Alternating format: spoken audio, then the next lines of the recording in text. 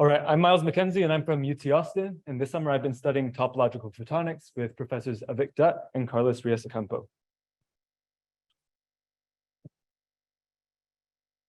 So what is topological integrated photonics?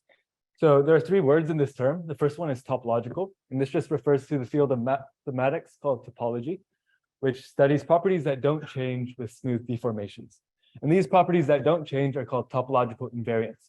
So a classic example of this is mathematicians would say that a coffee cup and a donut are topologically equivalent because you can smoothly mold one into the other.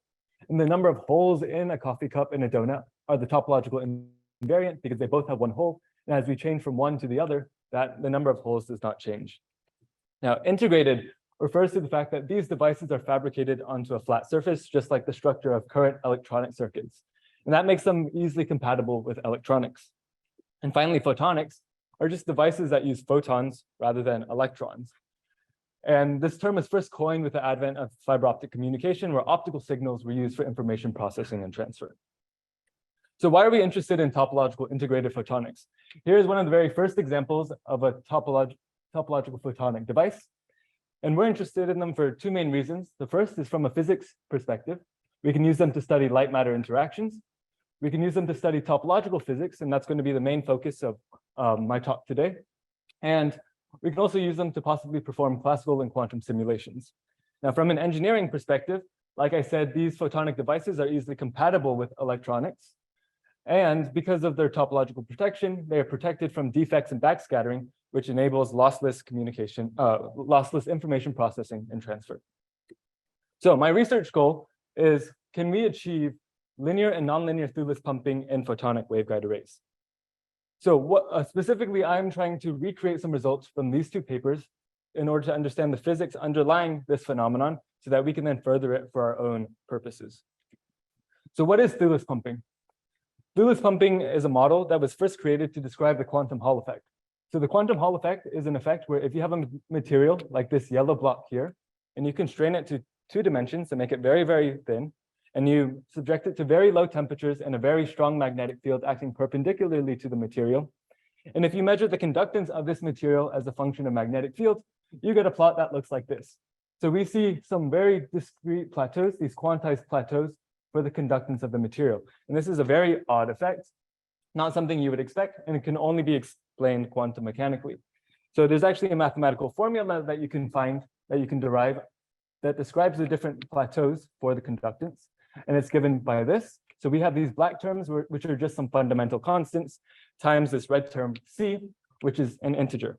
And we call this red term C the turn number. And it turns out that this is a topological invariant. And so this hints at the fact that Thouless pumping will allow us to see topological physics. And in order to achieve Thouless pumping, what we need is what's called an adiabatically time-varying potential. So just a potential that varies very slowly in time. So the system that we want to achieve Thouless pumping in is what's called a waveguide array. So this is a waveguide array, and these purple channels are waveguides. So if you put multiple waveguides together, you get a waveguide array. And a waveguide is just a channel that allows waves to propagate with very little loss. And so what happens is if we propagate some light down one of these waveguides, some of the electromagnetic field will leak out of the waveguides, and it will interact with adjacent waveguides. And so we'll get some coupling between waveguides. And so if we zoom in here, we have these circles which represent our different waveguides. And what we're going to do is we're going to make an array out of what are called unit cells. These are just the fundamental building blocks of our array. So if we repeat our unit cell any arbitrary number of times, we can then recreate our array. And so in our case, we're going to have a unit cell that's made up of 3 different waveguides. And these J0, J1, and J2 terms just represent the couplings between adjacent waveguides. And if you notice in this diagram here, we see that these purple waveguides are wiggled in space. And this wiggling means that the distance between the adjacent waveguides also changes in space, which modulates the coupling between them. And so we can get functions that look like this. So here are J0, J1, and J2 coupling functions, and we see that over one period, they modulate in space. And this will allow us to achieve this adiabatically time-varying potential that I mentioned before. So the pieces of our puzzle are that we need an adiabatically time-varying potential, which I've explained we can achieve through the wiggles in the waveguides.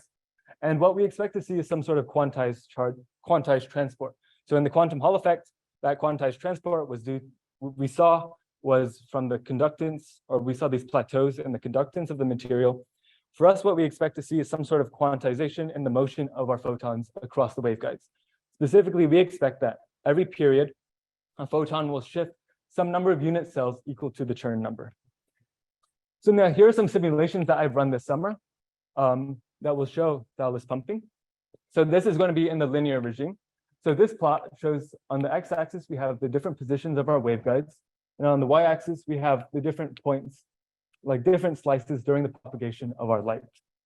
And what we see is that if we send some pulse of light into around waveguide 250 and let it spread out, we get this diffraction pattern. This is this orange and yellow spreading out pattern. And this is a purely linear effect. And that's exactly what we'd expect to see. More interestingly, from our Thouless pumping perspective, if we measured the center of the light from the very beginning to the very end, like this, we see that there is some shifting. So this simulation is run over 3 periods, and over 3 periods, we see a shift in the center of the photon, and it shifts by 9 sites to the left, which corresponds to 3 unit cells to the left. And this is equal to finally 1 unit cell per period, which exactly agrees with our Chern number of -1. And so I should point out that for all of the simulations that I'm going to be showing today, I want you to remember the Chern number of -1. Finally, if we increase the power a little bit of our laser, we can achieve what's called nonlinear pumping. So instead of getting a diffraction pattern like we got before, we create what is called a soliton. And a soliton is just a self-reinforcing wave packet where the dispersive effects that we saw before are balanced by some nonlinear focusing effects. And again, if we look at the shifting of the soliton over 3 periods, we see that it shifts 1 unit cell every period. And again, this is in agreement with a Chern number of -1. So in this slide and the last slide, we have seen that we can achieve linear and nonlinear Thouless pumping in waveguide arrays. And now finally, for one last edge case, if we really increase our power, then we get what is called the trap soliton. So we see that it's a soliton because we have this repeating orange and yellow pattern, but we no longer see any shifting. So finally, now that we have simulated and understand how Thouless pumping can be achieved in photonic waveguide arrays, we're going to take this to an experimental setup. So here is an example of a device that we are fabricating and that we've been working on to measure Thouless pumping. Also, we're interested in extending this to long-range coupling. So in our simulations, we only focused on adjacent coupling, like coupling between 2 neighbors. But now we're interested in long-range coupling. And if you want to hear more about this, you can see me at the poster. And finally, I'd like to thank the Trend program and the students here, Professors Abik Dutt and Carlos Rios Ocampo, and all of the students that I worked with over the summer. You've all been amazing and you've helped me out a lot. So thank you.